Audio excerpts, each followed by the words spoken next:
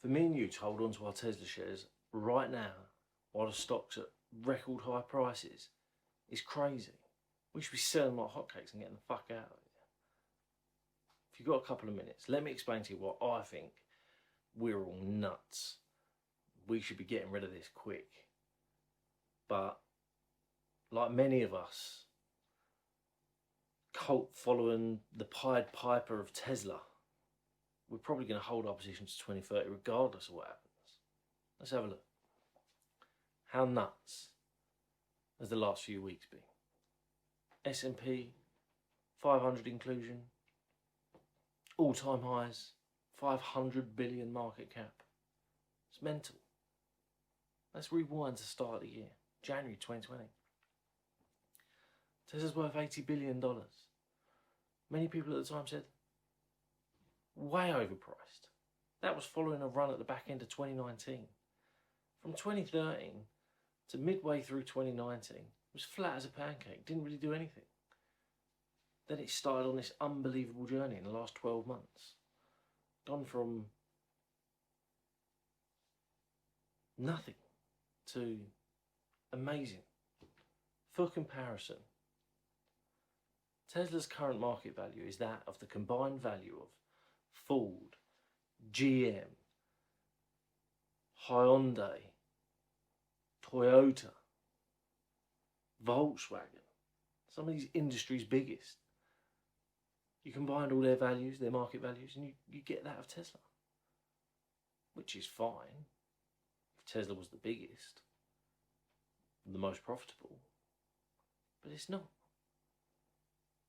The reality is, you combine the profit of all of those others, and you're getting somewhere near you're getting circa $50 billion of profit.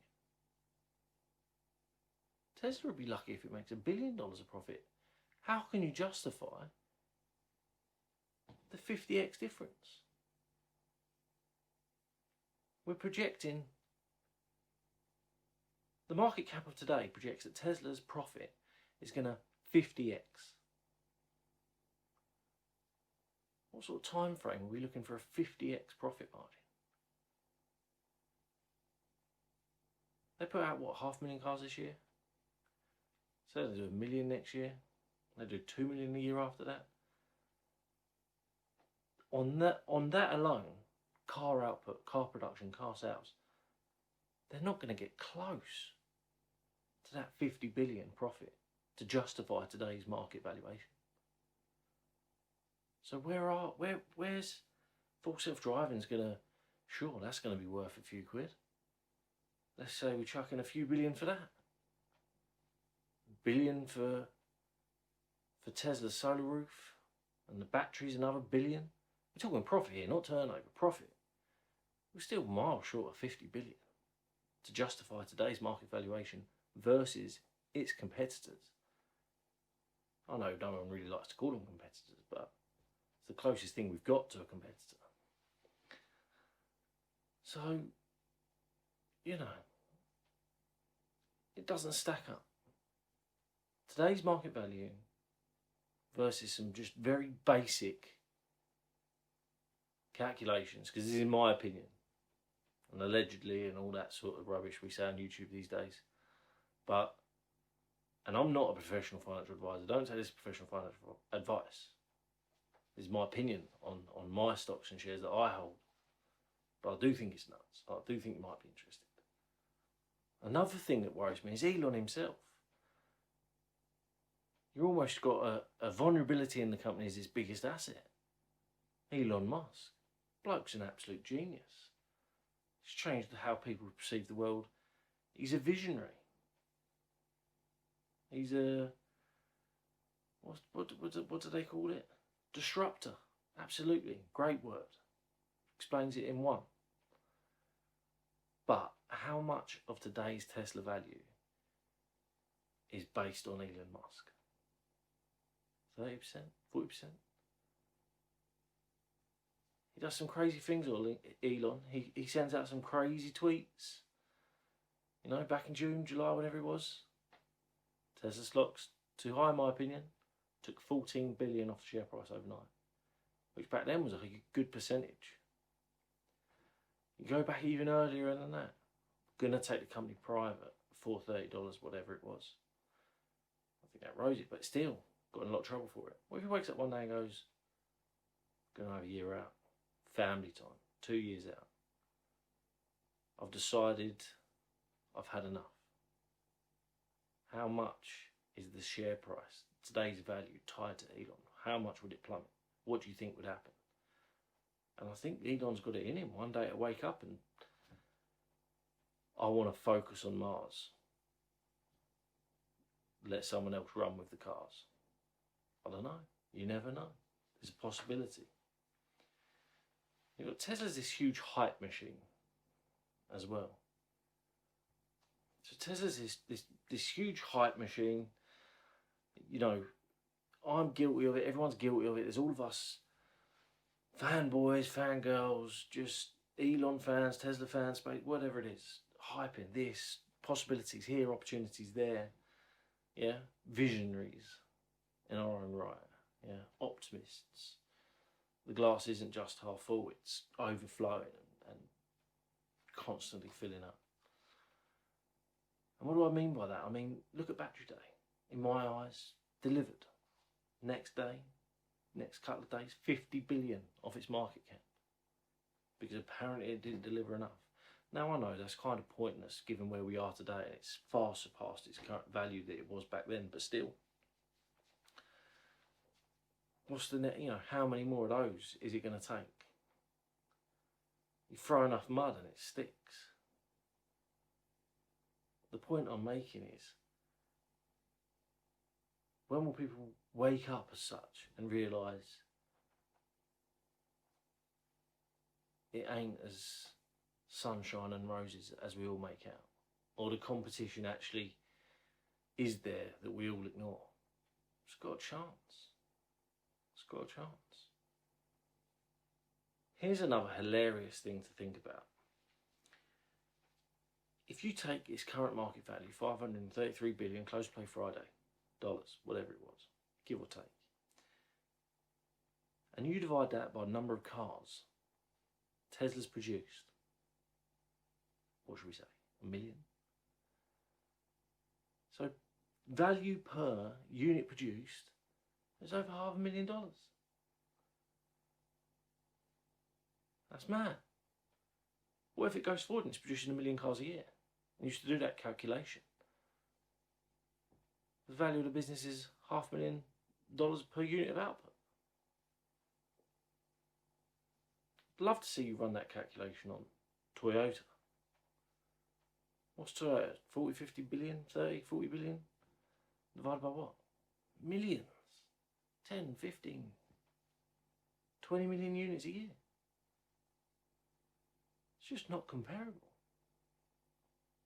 I don't get it. I love Tesla. I'm in it for the long run. I'm definitely in it for the long run. I don't know why. It doesn't stack up in my head. Someone tell me. How can the unit figures don't add up? Not that that's a thing financially, but it should be. Why not? Do you know? Tell me. Another thing that worries me is how much price is full self-driving, and what happens if it goes horribly wrong. And because there's a chance, and there's a chance people and regulators are really not going to like this. It doesn't matter when something's safer than the status quo. And I know that's going to be the argument, yeah, but it's safer than human drive, isn't it? And I believe it. But the emotional part of it is, when there's a fatal accident, as tragic as it is, there's someone to blame, whether that's the person, whether that's the victim of the accident is to blame, or the driver's at fault. Whatever it is, there's someone to blame, and that gives people some sort of comfort. I'm not saying it's right, but it does. these different times now when it's a machine. There could potentially be a decision a machine made as a result of a tragic accident. Whether it was the right decision or the wrong decision, it's not going to matter. And it's going to happen. And I really don't know how people are going to take it. I don't think that's happened all the time on Earth. When's average Joe,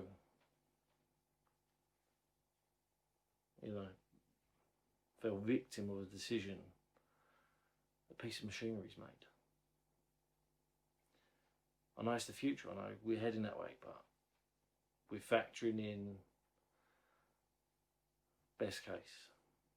I think everyone's factoring in best case. We're so close now. You watch on the videos on YouTube of what this new full self-driving beta can do. It's amazing, incredible.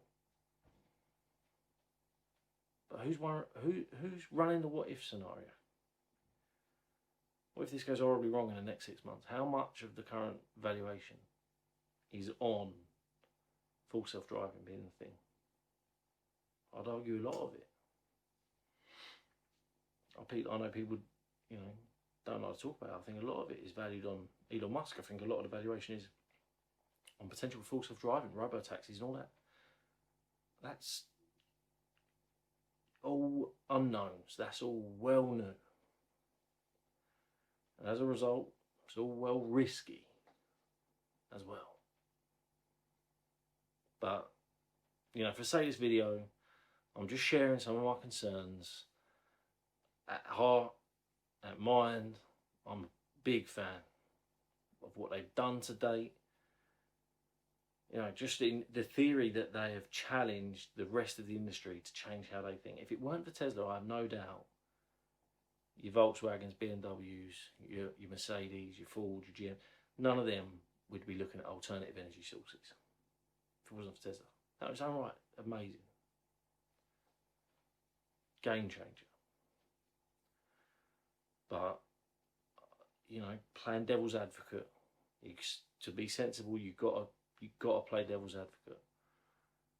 You've got to see what's the downside, what's the opportunity there. And I think there's downsides in play. No one's talking about them. I don't want to get the conversation started in one sense of the word, because it's like anti-optimism, but I think the more of us that discuss it, the more comfortable we feel with the decisions we're making. So let's get this conversation started. Not getting carried away with it, but just start.